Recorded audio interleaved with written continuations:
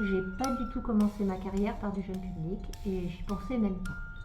J'ai commencé par faire du théâtre contemporain et classique en compagnie et puis j'ai eu des enfants.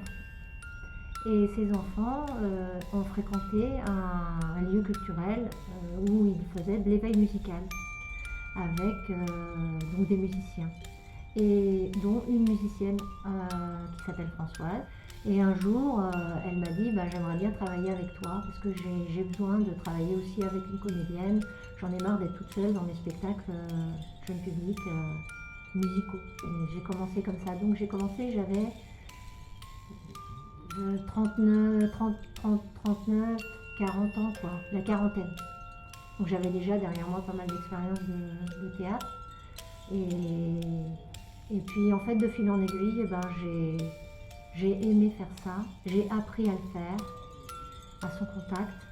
Et puis j'ai aussi compris comment fonctionnait le jeune public, dans les formes que nous proposons, qui sont des formes très interactives et pour les tout petits. Voilà.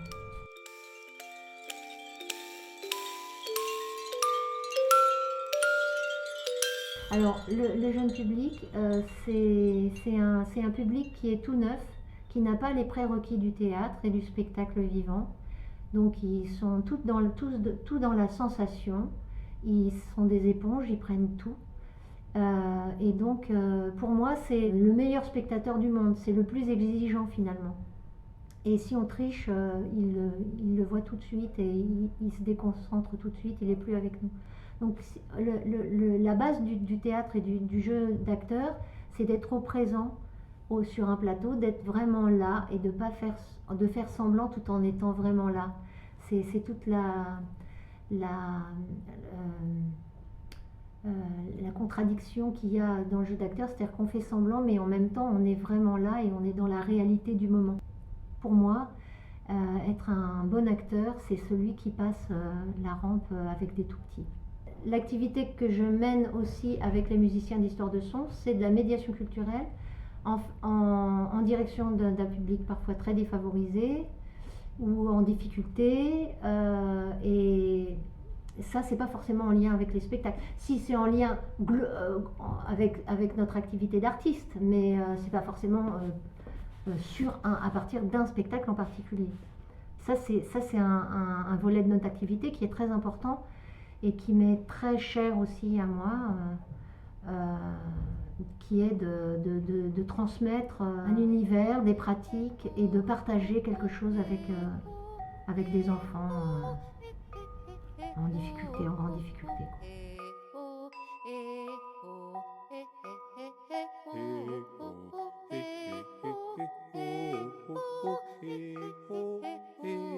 Au départ, je voulais faire un spectacle qui s'appelait Toute petite maman, qui était sur la relation du bébé et de la maman. Et en fait, j'ai pas réussi à accoucher de ce spectacle.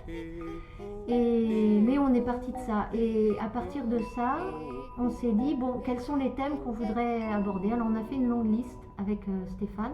Parallèlement, on a construit des objets. Donc on a, comme on voulait le cycle le temps, on a fait la lune, on a fait un ciel, des étoiles, un soleil. On a construit les objets et Stéphane a composé la musique. Et après, on a tout posé, les objets, la musique, et après on s'est dit, par quoi on commence? Alors d'abord, ça commence par une interaction avec le public, parce que dans la compagnie, on fonctionne comme ça. On se dit que le bébé, il faut qu'il comprenne, il ne faut pas qu'il ait peur. Le bébé ou le tout petit, il ne faut pas qu'il ait peur. Donc il faut l'apprivoiser. Donc on commence par une première étape qui est de prise de contact avec le public. Donc on est avec eux. Donc on a imaginé qu'on commençait dans l'eau.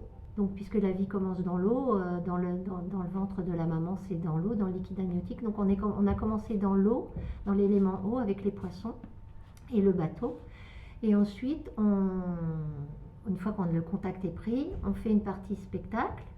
Et en fin de spectacle, on fait une petite animation.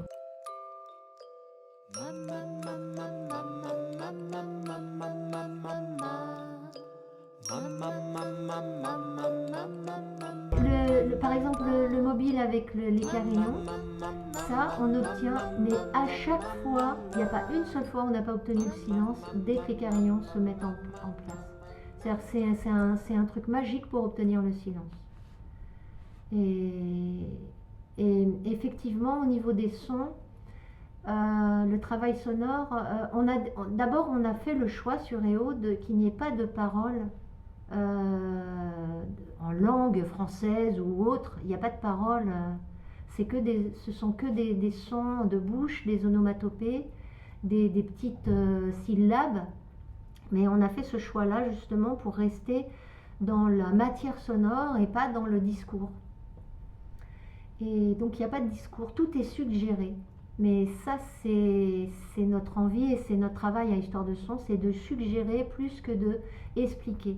Et c'est aussi ça qui m'intéresse au théâtre, c'est même pour des adultes, c'est que le spectateur reste actif et puisse lui-même rêver à ce qu'il a envie de rêver avec ce que je suggère comme son et comme univers aussi, hein, parce que on impose un univers aussi quand même. Mais le spectateur est libre. Et ça, c'est très très important pour moi, pour nous. Au début, les acteurs, on a toujours peur du vide. Et malgré toute l'expérience que j'ai, qui est quand même longue maintenant, j'ai encore parfois peur du vide. Et donc, au début, je ne prenais pas le temps de respirer le spectacle. Donc tout s'enchaînait, j'enchaînais toutes les choses que tu as pu voir dans le spectacle s'enchaînaient de la même manière, mais moi, je n'étais pas détendue dedans. En fait, petit à petit, je me suis détendue. Quand j'ai créé un autre spectacle qui s'appelle Tidom Tidam, où il n'y a pas beaucoup de mots aussi, il y en a un peu, mais il n'y en a pas beaucoup. Au début, j'étais très bavarde en onomatopée, et je me suis rendu compte petit à petit, mais c'est pareil, c'est en le faisant, et avec l'expérience, il faut bien doser. On peut être très bavard, finalement, même s'il n'y a pas de mots. Et le bavardage, c'est pas intéressant.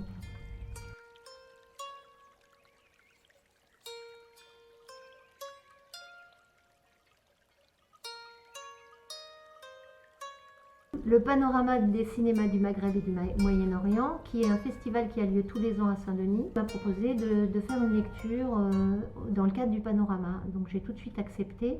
Avec Stéphane, on a proposé, plutôt que de travailler sur la poésie en général ou la littérature en général, on a eu envie de travailler sur ces femmes-là qui n'ont pas toujours la parole. Je ne sais pas parler arabe, ni turc, ni farsi. Donc ce sont des poésies qui ont été soit écrites en français, soit ils ont été traduits. Donc on a pris des traductions dans les anthologies. Et puis dans le spectacle, dans la bande son, il y a 3 moments en langue d'origine, on va dire. La langue, la sonorité de la langue, c'est déjà et la voix, c'est un premier instrument, on va dire. Donc moi, je suis la voix, je porte les textes. Mais Stéphane, il a fait tout un travail sonore autour des poésies qui est vraiment très riche et très intéressant. Finalement, on s'est plongé là-dedans pendant plusieurs mois. On est allé à Lima, à l'Institut du monde arabe. On a découvert des poétesses formidables. Il y en a pas mal des syriennes. On a beaucoup trouvé d'écrits de la part de femmes syriennes. Parce que depuis les événements là-bas, je ne sais pas, ça a peut-être suscité aussi beaucoup d'écritures. Mais il n'y a pas que, il y a le Liban, tout le Moyen-Orient, le Maghreb, etc. Alors on nous a fait des retours sur cette lecture que c'était parfois très dur. Des thèmes, le thème de la guerre, le thème de la mort, mais c'est pas nous qui avons fait ces choix-là, c'est les thèmes qui nous se sont imposés à nous dans nos lectures.